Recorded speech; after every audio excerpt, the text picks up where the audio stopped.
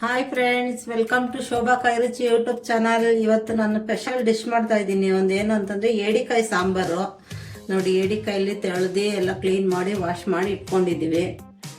ಇದಕ್ಕೆ ಬೇಕಾಗಿರೋ ಸಾಮಗ್ರಿಗಳು ಅಂದರೆ ಮಸಾಲೆ ಐಟಮು: ಶುಂಠಿ, ಬೆಳ್ಳುಳ್ಳಿ, ಚಕ್ಕೆ, ಲವಂಗ, ಕಡಲೆ, ಗಸಗಸೆ, ತೆಂಗಿನಕಾಯಿ, ಟೊಮೊಟೊ, ಕೊತ್ತಂಬರಿ ಸೊಪ್ಪು, ಈರುಳ್ಳಿ, ಧನಿಯಾ ಪುಡಿ, ಮೆಣಸಿನ್ಕಾಯಿ ಪುಡಿ, ಅರಿಶಿನ ಪುಡಿ. ಇಷ್ಟು ಫ್ರೈ ಮಾಡ್ಕೊಂಡು ರುಬ್ಕೋಬೇಕು.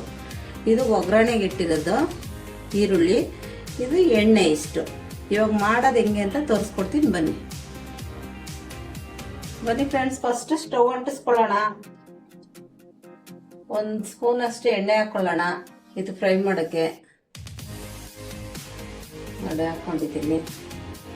ಈರುಳ್ಳಿ ಹಾಕೊಳ್ಳೋಣ. ಈರುಳ್ಳಿ ಒಂದೇ ಹಾಕೊಂಡಿರೋದು, ಜಾಸ್ತಿ ಏನು ಹಾಕೊಂಡಿಲ್ಲ.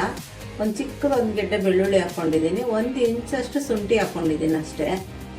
ನೋಡಿ, 4 ಲವಂಗ ಹಾಕಿರೋದು. ಮತ್ತು ಈ ಚಕ್ಕೆ ಬಂದ್ಬಿಟ್ಟು 1 ಪೀಸ್ ಹಾಕಿದ್ದೀನಿ.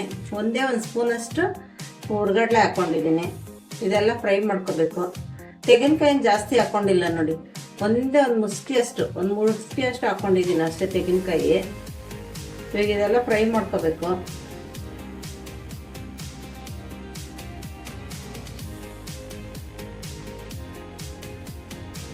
ಟೊಮೊಟೊ ಹಾಕ್ಕೊತೀನಿ.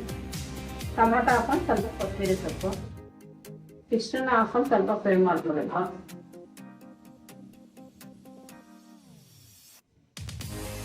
ಇದಾಗಿದೆ, ಸ್ವಲ್ಪ ಇದು ಆರ್ಬೇಕಿದ್ದು ರುಬ್ಬೋದಕ್ಕೆ.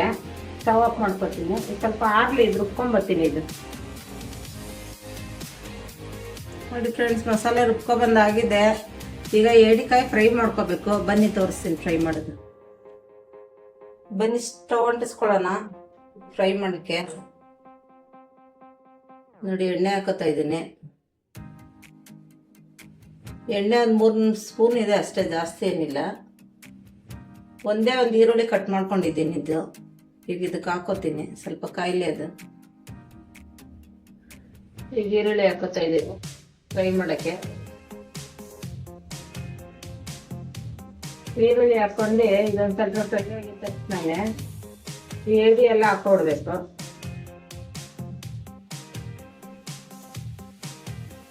ಇದು ಸ್ವಲ್ಪ ಚೆನ್ನಾಗಿ ಫ್ರೈ ಮಾಡ್ಕೊಳ್ಳಿ. ಎಣ್ಣೆ ಈರುಳ್ಳಿ ಹಾಕಿರ್ತೀವಲ್ವಾ, ಇದು ಫ್ರೈ ಆದ್ಮೇಲೆ ಸ್ವಲ್ಪ ಮಸಾಲೆ ಹಾಕೋಬೇಕು. ಅದು ಮಸಾಲೆ ಹಾಕೋತೀನಿ ಈಗ.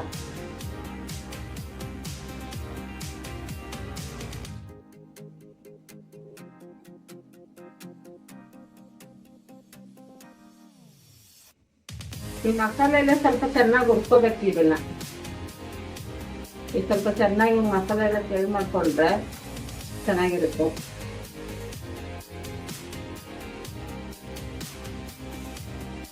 ನಿಮ್ಗೆ ಎಷ್ಟು ಗಟ್ಟಿಗೆ ಬೇಕೋ ಅಷ್ಟು ಗಟ್ಟಿಗೆ ನೀರು ಹಾಕೊಳ್ಳಿ. ಇದಕ್ಕೆ ಜಾಸ್ತಿ ತೆಳು ಮಾಡ್ಕೋಬೇಡಿ, ಇಷ್ಟು ಮೀಡಿಯಂ ಮಾಡ್ಕೊಂಡ್ರೆ ಸಾಕಿಷ್ಟು ಚೆನ್ನಾಗಿರುತ್ತೆ ಇದು ಸಾಂಬಾರು. ಇದು ಬಾಣ್ತಿರಿಗೆಲ್ಲ ಜಾಸ್ತಿ ಮಾಡ್ಕೊಡ್ತಾರೆ ಇದನ್ನ. ಬಾಣ್ತಿರಿಗೆ ಆಮೇಲೆ ದೊಡ್ಡೋಳಾಗಿರೋ ಹೆಣ್ಮಕ್ಳಿಗೆಲ್ಲ ಮಾಡ್ಕೊಡ್ತಾರೆ. ಮತ್ತು ಈ ಚಳಿಗಾಲದಲ್ಲೆಲ್ಲ ಮಳೆ ಎಲ್ಲ ಬರುತ್ತಲ್ವಾ, ಅವಾಗ ಮೈಕೈ ನೋವು, ಜ್ವರ ಅವೆಲ್ಲ ಬಂದರೆ ಇದನ್ನು ಮಾಡಿಕೊಡ್ತಾರೆ. ತುಂಬ ಒಳ್ಳೆಯದು. ಹಳ್ಳಿ ಕಡೆ ಅಂತೂ ತುಂಬ ಜಾಸ್ತಿ ತಿಂತಾರೆ ಇದು. ನಮ್ಮ ಸಿಟಿ ಕಡೆ ಏನೋ ಅಷ್ಟೊಂದು ತಿಂತಾರೆ ಏನೋ ನನಗೆ ಗೊತ್ತಿಲ್ಲ.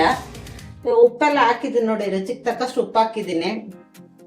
ಇದೊಂದು 5 ವಿಸಿಲ್ ಆಗಬೇಕು. ಹೇಗಿದ್ದು ಮುಚ್ಚಳ ಮುಚ್ಚಿಬಿಡೋಣ. 5 ವಿಸಿಲ್ ಆಗಲಿ ಇದು. ಬನ್ನಿ ಫ್ರೆಂಡ್ಸ್, ಇದಾಗಿದೆ ನೋಡೋಣ. ನೋಡಿ ಎಷ್ಟು ಚೆನ್ನಾಗಾಗಿದೆ ಸಾಂಬಾರು, ಸೂಪರ್ ಆಗಿದೆ. ಬನ್ನಿ ಇದು ಸರ್ವ್ ಮಾಡ್ಕೊಳ್ಳೋಣ. ನೋಡಿ ಫ್ರೆಂಡ್ಸ್, ಏಡಿಕಾಯಿ ಸಾಂಬಾರು ರೆಡಿಯಾಗಿದೆ.